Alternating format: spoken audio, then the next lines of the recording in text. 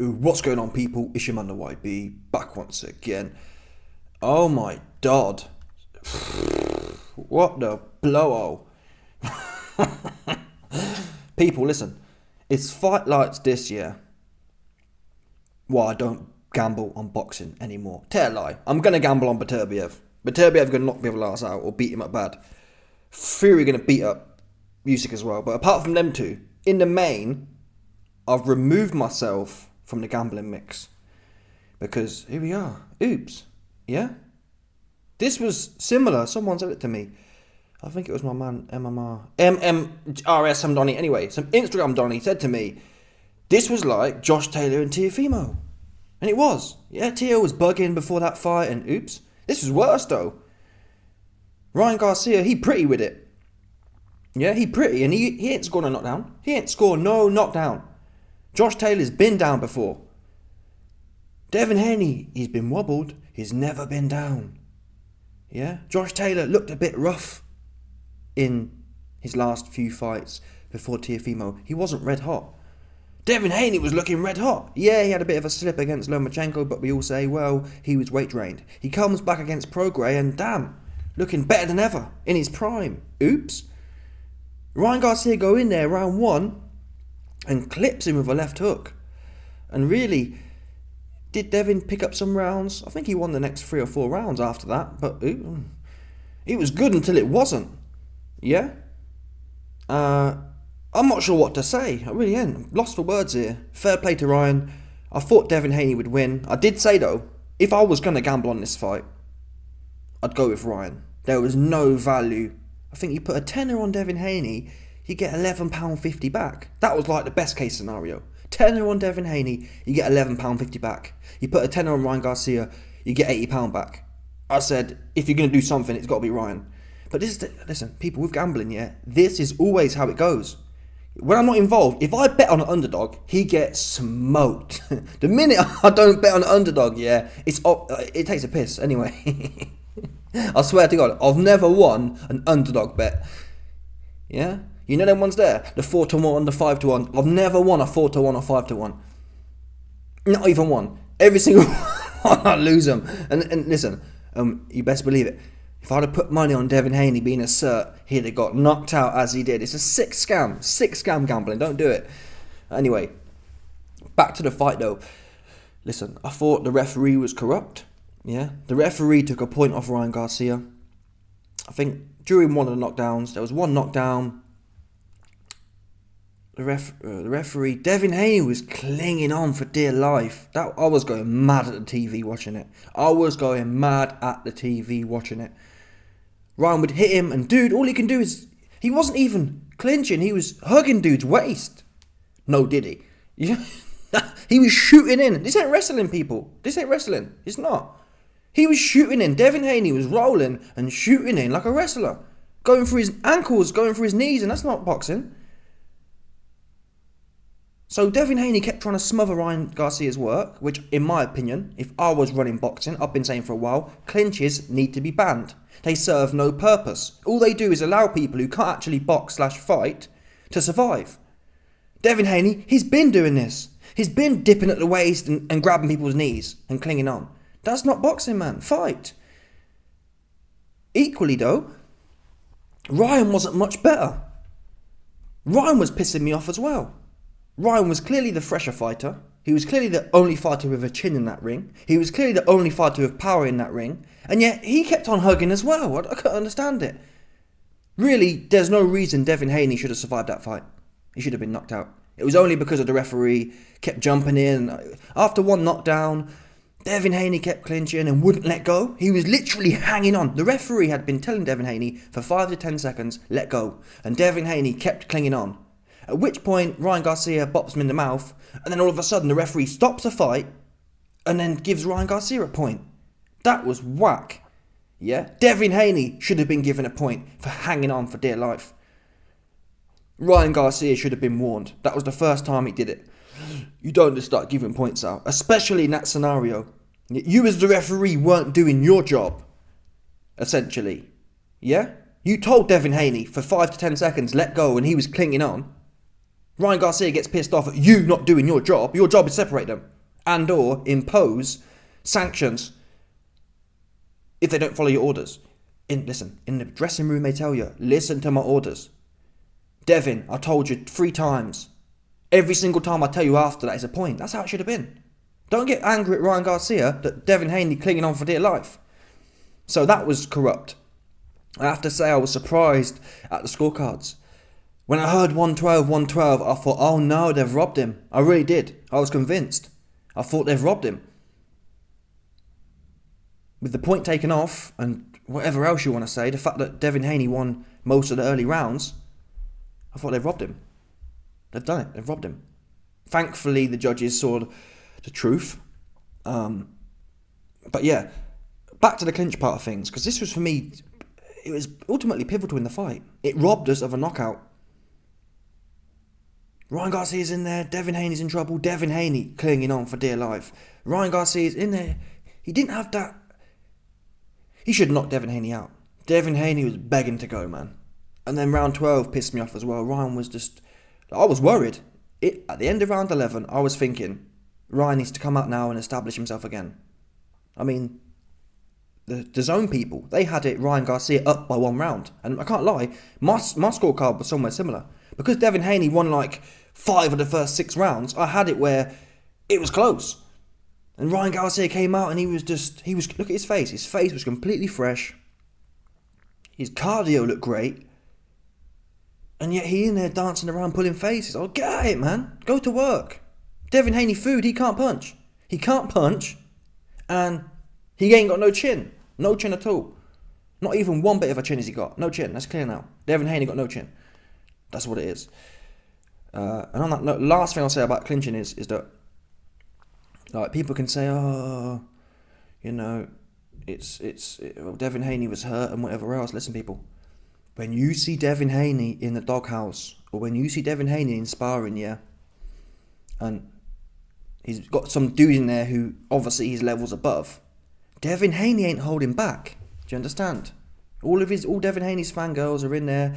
Oh, Devin Haney the best, he the greatest. And Devin Haney, he'd tee off on them. So I don't respect it. I don't respect, dude. You're in there with someone who's your level, Ryan Garcia, and all of a sudden, all that doghouse shit you be doing, and bullying people, essentially. When you're in there with bums, yeah, Devin Haney looks super hard. Then it comes to fighting. Devin Haney, he don't know how to fight. He can't fight, and he can't fight on the inside. And he can't fight. All he can do is jab and grab. That's his strategy.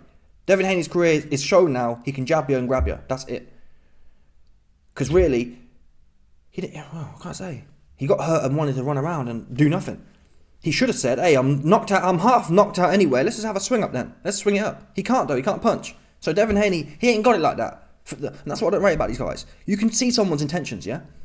A lot of these guys, they come with the narrative of, oh, well, the reason I jab and grab is because I haven't had to show anything else yet. I've got it in there. You've all seen the sparring footage. I can be a dog when it comes to it. Oops. They can't. Devin Haney, okay. Oh, but he got off the mat. Yeah, he got off the mat. He did more than some people would do. But that's all he did. This was really similar to, I'd say, AJ and Ruiz won. Yeah? You got off the mat, but that's all you did. There was no, I'm going to get off the mat and have a go here. You might as well have done, right? You might as well have done. You got beat up anyway. You might as well have shown us some of that doghouse stuff you be doing so much, right? And listen, you watch any of Devin Haney's sparring footage. He ain't really doing the whole jabbing and grabbing. He in there, in the pocket, digging away and beating people up. But now he gets in there with someone his level and all of a sudden he grabbing and clinging on for dear life and running around the place. It was weak. Weak, man. Weak. He deserved that, I ain't gonna lie. He should have been knocked. Listen, this video title's gonna be Devin Haney knocks Spark out. He should have been knocked Spark out. There should have been 5 knockdowns. That's the truth. There weren't 3 knockdowns, people. The referee was goofy.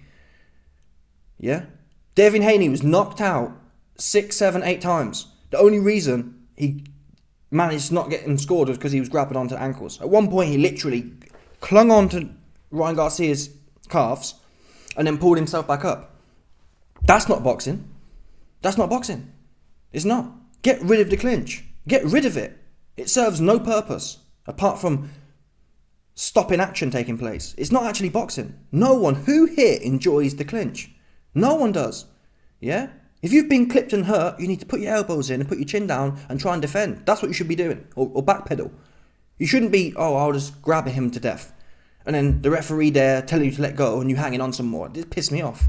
And from that point, I couldn't wait for him to get knocked out. He deserved it. It's not right, man. It's not right to be bullying people in sparring, yeah? You come in there with someone your level and all of a sudden now you want to hug dude. No, man, that's not right.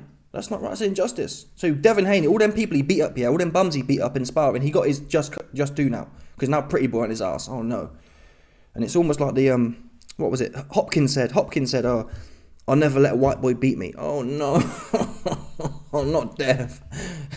Ryan sitting back to the cotton field. You picking cotton right now. That's the problem. Dev thought he made it to the big house. That's what he thought. Oh, I got the Rolls Royce. You back on the field now. You pick the cotton. 100%. Massa Garcia, mate, you pick that cotton. 100%.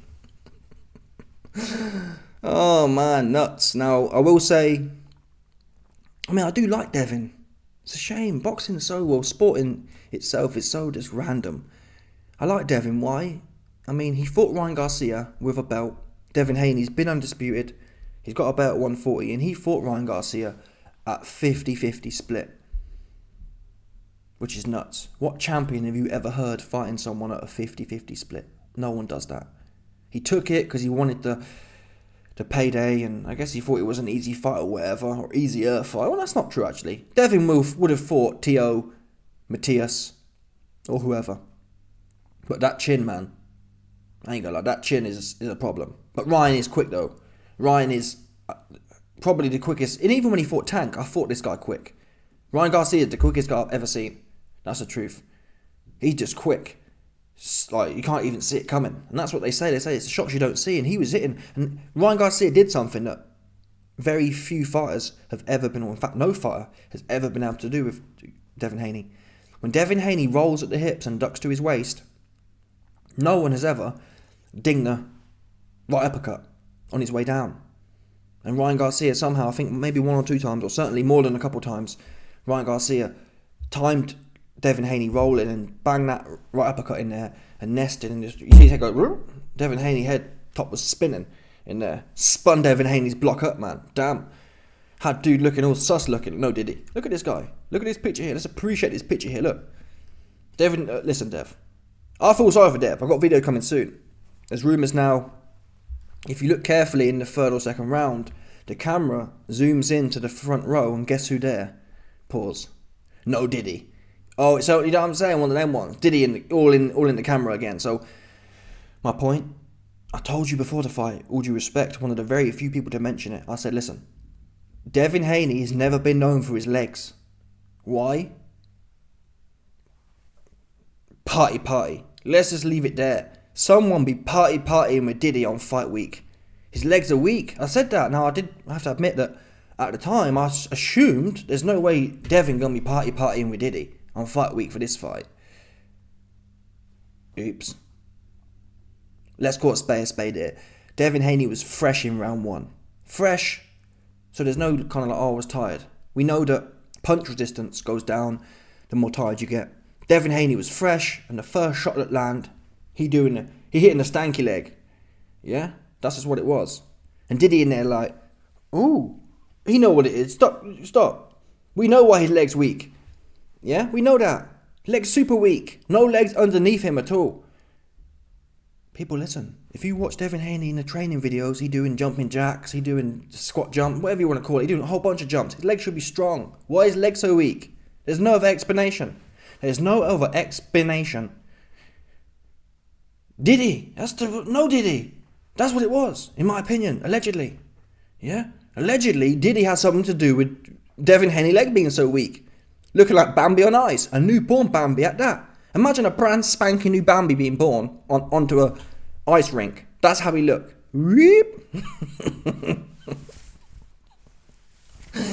Oh, punch, not the black off dude, man. This is bad. We must say a prayer now, man. We need them, man, what they call them. We need the Nation of Islam. NOI. We need the NOI Donnies to come through now. Because only God can save this guy right now. That's how I was feeling, ain't gonna lie to you. After round 8 or whatever it was, I thought, damn, Where are the NOI at? We need the Nation of Islam cats to come through and save this guy. Because no one else can. Who else can save him? No one else there can save him. Damn sure weren't Diddy. He'd been the problem with his legs. Yeah? This is fundamental to Devin Haney's performance. Normally Devin Haney's the one who's moving and whatever. He had no legs, people. Where had the legs gone? And he's gone up in weight now. Now, people, there's allegations. Devin Haney should still be at 147, but he can't take a punch at 140. What's he going to... I mean, I don't even rate Boots, to be honest. But if Devin Haney's still... Can you say he's weight trained again? It's only one weight class. He's gone up. But it gets a bit long in the tooth, doesn't it, really? Let's not forget, Devin Haney looked great at 140 against Prograis. I'd say that was Devin Haney's best fight. Dangerous. Is it the case that Devin Haney's become somewhat more aggressive? I think he had a good fight against Prograis. The second fight against Kambosos was more aggressive. That led then into the Prograis fight, and that's now led into the Ryan Garcia fight. He wasn't super aggressive. He wasn't just jabbing and grabbing, no. Yeah. What was I going to say? As far as Ryan Garcia goes, he was doing a bit of everything. He was dancing around. I mean, fair play to him, man. Whatever he was doing, there was no consistent theme to Ryan Garcia's work. In round 1, he was on Devin Haney's ass. He then came out in round 7 just on it. Was it a strategy? I'm going to let Devin Haney get tired. I can't lie. Knowing what we know about Ryan Garcia, we all assumed, oh well, Devin Haney going to have the better cardio, but it wasn't. Ryan didn't even look. That's why I was pissed off. I was pissed off that Ryan Garcia wasn't pushing it. Because Dev can't punch. He can't. Not one point. Bill Haney came out after the fight and was like, oh man, it was a close fight and Ryan Garcia had his spots and it wasn't like Devin Haney didn't have his spots. What are you on about? I didn't see not one spot. Not one time did I think, oh, Dev's got him going here. Look at his face. His face pretty. Not a mark on his face. So I don't know what Dev was doing in there, apart from getting his ass beat. Dev, after the fight, his face was like this. It was swollen. Swollen from the whooping he took. That's the truth. Them little licks as well. It's like cat reactions almost. Ryan Garcia's got the kind of cat reactions. And I have to say, on hindsight now, yeah, Ryan Garcia, he was beating Tank. Until that one shot landed, and yeah, it only takes one, but until that one shot landed, Tank didn't look all that either. All due respect. Now, obviously, Ryan Garcia quit, but still, I mean, at 140, I wouldn't mind seeing that again, but I guarantee you this, Tank Davis will never fight Ryan Garcia at 140. Never. I don't care if it's 4 million pay-per-views. Tank Davis is the scariest dude in the world. So whilst I clown Devin Haney in some respects, I rate him because he fights anyone. That's the truth. He fights anyone, even on terms that are against his own interest. And also on that note, I respect Devin Haney because really, he hasn't made no excuses, but I do have to say that what Ryan did in the weigh-in, I didn't like that. I didn't like the fact that he came in overweight. You've got a contract. If you want to make it one... To all due respect, yeah, I think if Devin Haney had said... Well, if Ryan Garcia had said to Devin Haney, I want to do a catch weight fight at 143 or 144, I think Dev would have taken that. Because really, who else...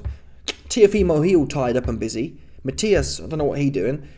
Who else is there? Pitbull's just a new champion. So Devin had no one else to fight. And that's what Ryan Garcia should have done.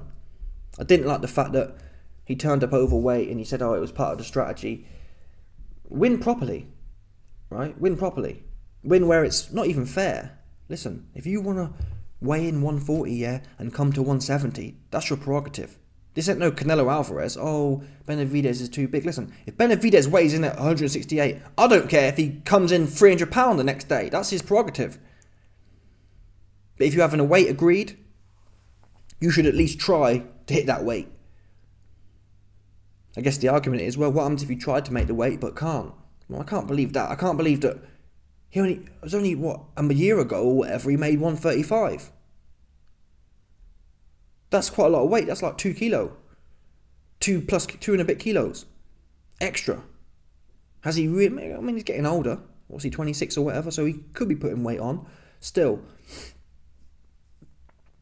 I mean, in the 24 hours before the fight, Ryan Garcia could have told Devin, hey Devin, I'm struggling with the weight. Can we agree now so you don't have to drain yourself? And I don't have to drain myself. Let's agree on 144. Now, at that point, Devin Haney could have said, well, nah, I'm going to make weight anyway. We've seen fighters do that before, where one of their opponents is, I think in the UFC more so, but where one of their opponents is overweight, but they come in and show. I think McGregor's done it, actually. Sorry, McGregor's done it where he's been fighting not for a belt. So when you don't fight for a belt, you're able to weigh in, I think, up to a pound over the weight and still fight in that weight class. So McGregor would come in for a normal fight, for a non-belt fight, and show that he's fight ready. Hey, I've weighed in for the official belt weight. I guess it's only a pound. So that's the only thing that turned me off of the Ryan Garcia situation. I don't like... I guess it only takes away from his victory as well. People can now say, well, he had a 3 pound weight advantage. Would it have made a difference? No. Equally, if it wouldn't have made a difference, then why do it for? Just weigh in. So clearly Ryan Garcia was struggling with the weight. But listen, people, at the end of the day, yeah, Ryan Garcia has popped Devin Haney's cherry. Ryan Garcia has popped Devin Haney's cherry and done so in a fashion where he hasn't got a belt to lose now.